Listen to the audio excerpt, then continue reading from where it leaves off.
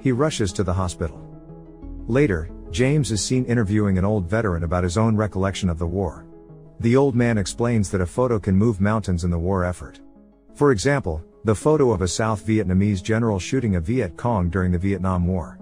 But during the Second World War against the Japanese, it was raising of the flag of Iwo Jima. At the time, the United States was bankrupt, and the people were war-weary. The photo of U.S. troops raising the flag made a significant impact and turned the nation's attention around. A memory from the past. Camp Tarawa, December 1944. Doc and his squad mates Rene Gagnon and Ira Hayes go out of their tent and many others of the United States Marine Corps to trek and climb a mountain as part of their training. Later in the evening, the soldiers were doing their own thing during recreation. Doc is giving Rene a haircut and shares that back at home, he works at a funeral home. Meanwhile, Ira, an American Indian native, keeps winning at a game of cards. Soon, their platoon leader, Sergeant Mike, comes in and pranks one of the soldiers who left everybody in the tent laughing. The following day, the whole division is practicing on how to go down from a Navy ship to a much smaller transport ship below. One soldier accidentally fell off while practicing. Later that day, the Marines were briefed about their mission. The officer explains that they will be taking a small but strategic island that's part of Japan called Iwo Jima. It's heavily defended by an estimated 12,000 Japanese soldiers. Soon, the whole American fleet heads to Japan. Hundreds if not thousands of ships in convoy. Truly, a sight to behold. Fighter planes fly low and pass by the ships at high speeds, giving the Marines quite a show. In the heat of the moment of excitement, a Marine accidentally falls down the sea. Later, the resting troops were awakened by loud noises of cannon fire. The U.S. Navy destroyers and a few bomber planes are giving it their all in bombarding the Japanese island. Meanwhile, Rene was assigned as the runner, and when he came into the control center, he heard the general pissed off at whoever was in the other line for shortening the bombardment to 3 days instead of 10. Days later, the assault begins. Thousands of transport ships with U.S. Marines on board are on their way to the shores. As soon as the troops land, they immediately rush to take cover on the beach. The first squad was given orders to scout ahead while the others lay in wait. The Marines were somewhat confused why the enemy wasn't shooting. They thought the bombardment might have killed them all. But boy, they were dead wrong. The Japanese played it smart. They waited until the Americans were gathering by the shore. When some of the scouts got close enough, the Japs start shooting from their pillboxes, foxholes, from the cannons up the mountain. Basically, they were shooting from everywhere, and it was scarily effective. The defenders killed hundreds right away. But the Americans were just as resilient, and the battle was fierce. During the battle, a soldier carrying a flamethrower sets a Japanese trench ablaze. The Marines then take advantage of the opening and raid the enemy encampment. Meanwhile, some of the Marines were relieved when they saw an Allied tank, but the armored machine didn't last long enough to help them. A hidden Jap cannon targets and hits a ship just a few miles away from shore. In return, an American plane sees the cannon dugout and fires a rocket to destroy it. As the unspeakable carnage continues, more American troops are arriving at the shore, replenishing the lost lives. Then a cut scene from when Rene tells Ira that he was part of the raising flag photo. But the Indian didn't like it one bit. When Rene insists, Ira grabs a knife and tells Rene that he wasn't part of it and doesn't ever want to be. In April of 1945, Rene boarded a plane bound for home. He's accompanied by a sergeant named Keys Beach and asks who the sixth man on the photo is. Rene hesitates after the encounter with Ira, but Keys pressures the young soldier, stating that he might be sent back as soon as they land. Later, the Marines' commanding officer in the field, named Captain Severance, looked for the Ira Hayes amongst his troops. Once the captain finds Ira, he orders him to go back home. Meanwhile, Doc's recovering at the hospital, and a nurse asks for his signature and then tells him that he'll be going back home. Not soon after, Rene arrived home and was greeted with a hero's welcome.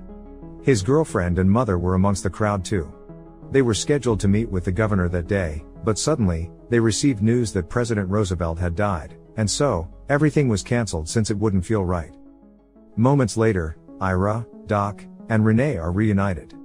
But Ira wasn't as happy to see Rene for embroiling him in the tour. Their first appearance is at a New York Yankees game. As they go out, they witness a full-packed stadium. Thousands of people from all walks of life were in attendance. The crowd goes wild, and they are met with blinding lights from the press. Then after the game, the three are introduced to the Department of Treasury head, Bud Gerber. The old man then starts handing out papers to the three heroes and briefs them about their planned tour. While discussing about the tour, Bud learns that the three weren't part of the group that raised the original flag. Instead, they raised the replacement flag. But the story has already been released to the world to know, and it's too late to retract the story now. And so, Bud suggests they go along with it. Ira and Doc were hesitant, but Bud explained that war is expensive and the US has no money to fund the war. And the three heroes can help the men fighting by doing their part. Its mission is to encourage people to buy a war bond to help fund the war effort. The flag heroes meet with the president to help boost their morale in helping raise the money. Later, on board a train, a businessman recognizes Ira and Doc and buys them a drink. On the other hand, Renee hears the commotion and takes advantage to come and meet the rich folk. The businessman hands Renee his card and tells him that come to see him if he has free time. Doc and Ira didn't really like the attention and took the opportunity to slip out. They started touring each major city as ordained, encouraging the population to buy war bonds. Back to a few months back, when the Marines were doing their very best to take over the strategic mountain of Iwo Jima. The mountain proves very difficult to conquer since it serves as a natural fortress for its defenders. The 2nd platoon under Sergeant Mike was assaulting an enemy pillbox. Doc does a fantastic job in saving the lives of his friends, but it leaves him in the open. While on tour, Ira makes constant trouble for being drunk all the time. It might be because he doesn't want to be involved in the first place or just wanted to drown some horrific memory. One evening, while Ira and the others were resting on their foxholes in Iwo Jima, they saw a couple of Jap rushing towards the opposite foxhole and killing the Marines stationed there. But by then, the US troops have taken control of the mountain. The following day, members of the 3rd platoon were ordered to patrol and set up the flag on top of the mountain. As the flag was erected, the soldiers below couldn't help but celebrate the achievement. It was once infested with enemy troops, but now, they were able to plant the American flag. Hours later, a politician arrives at the shore and sees the flag. He wanted it for his personal collection, but the commander of the Marines thinks otherwise. He believes that the flag belongs to the Corps because it came at a cost, the blood of the Marines. The commander orders the flag to be replaced. That's when Doc, Ira, and Renee go to work. They took the replacement up the mountain and replaced the flag. And that was precisely the time the famous photo was taken. Back at the tour, Ira continues to make a scene. The cops got involved when the Indian was refused to be served a drink just because he was Indian. Fortunately, Doc just made it just in time. He de-escalates the situation and guides Ira back to the show. Another flashback at Iwo Jima. Ira, Doc, and other platoon members hear loud noises from inside the cave. They went to take a closer look, but after seeing the corpses, they figured that it was the Japanese soldiers committing suicide using grenades. At the show, Sergeant Keyes is relieved that Doc somehow recovers Ira. With little time left to prepare, they immediately went in front of thousands of people and reenact, planting the flag as a show. Another memory at Iwo Jima. The Marines were given the task of continuing to clear out possible enemy positions. But they were ambushed. They fought back, and when the coast was clear, Sergeant Mike signaled to his men to move out. Suddenly, a shell hits the sergeant directly. Doc ran to his aid, but it was too late. Mike died. From there on, members of their platoon were dying one by one. After the show, a 4-star general sees Ira drunk and puking outside.